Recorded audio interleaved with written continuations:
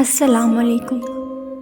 کہتے ہیں کہ کچھ جگہیں ایسی ہوتی ہیں جن پر وقت کے گرد جم جاتی ہیں اور وہاں کی ہوائیں خوف کی سرگوشیاں کرتی ہیں۔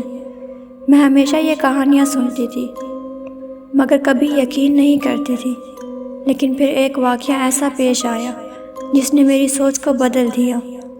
یہ کہانی ہے اس رات کی جب میں ایک آسیب زدہ ہوٹل میں ٹھہری تھی، اور جو کچھ وہاں ہوا وہ کبھی بھولا نہیں جا سکتا۔ یہ ہوٹل شہر کے باہر واقع تھا، کافی پرانا اور ویران سا۔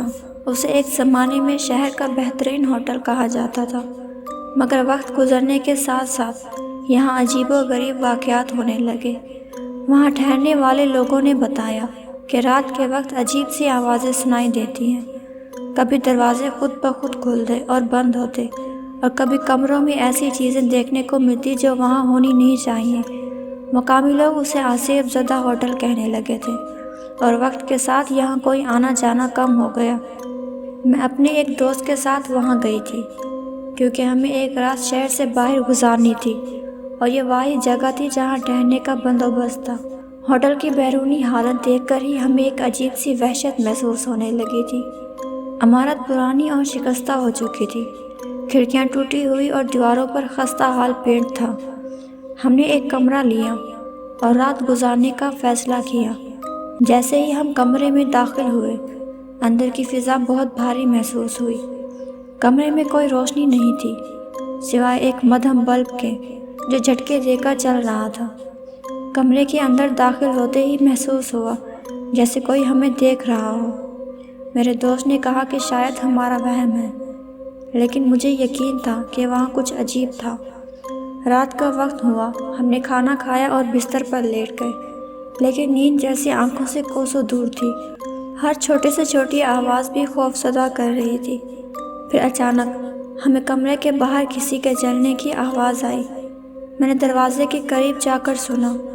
آواز بالکل قریب تھی، جیسے کوئی دروازے کے پاس ہی کھڑا ہو۔ میرا دل تیزی سے دھڑکنے لگا، اور جب میں نے دروازہ کھولا وہاں کوئی نہیں تھا۔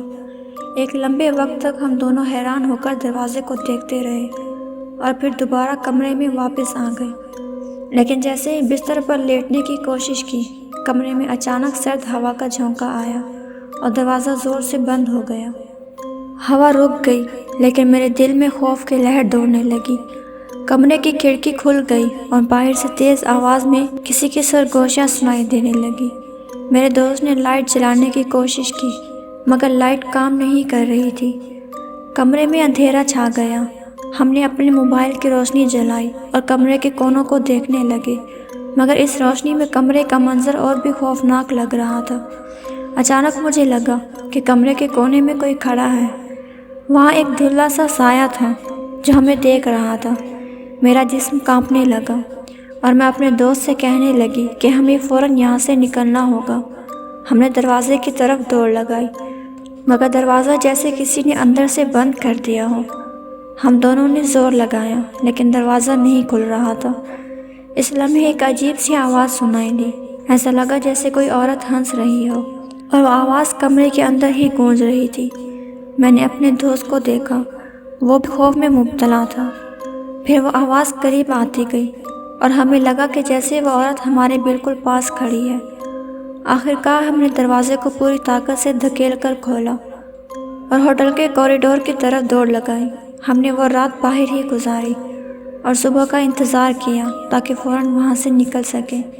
جب ہم صبح ہوٹل کے مالک کو یہ سب بتانے گئے تو اس نے خاموشی سے ہمیں دیکھا اور کہا، آپ پہلے نہیں ہیں جنہوں نے یہ سب دیکھا ہے۔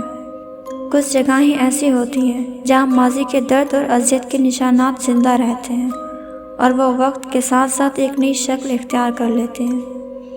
یہ ہوٹل بھی شاید انہی کہانیوں کا حصہ ہے، جہاں جو دکھائی دیتا ہے وہ ہمیشہ وہ نہیں ہوتا جو آپ سمجھ رہے ہوتے ہیں۔ اس لیے جب بھی آپ کسی پرانی اور ویران جگہ پر جائیں، یاد رکھیں کہ وہاں کچھ اور بھی ہو سکتا ہے جو آپ کی آنکھوں سے پوشیدہ ہو۔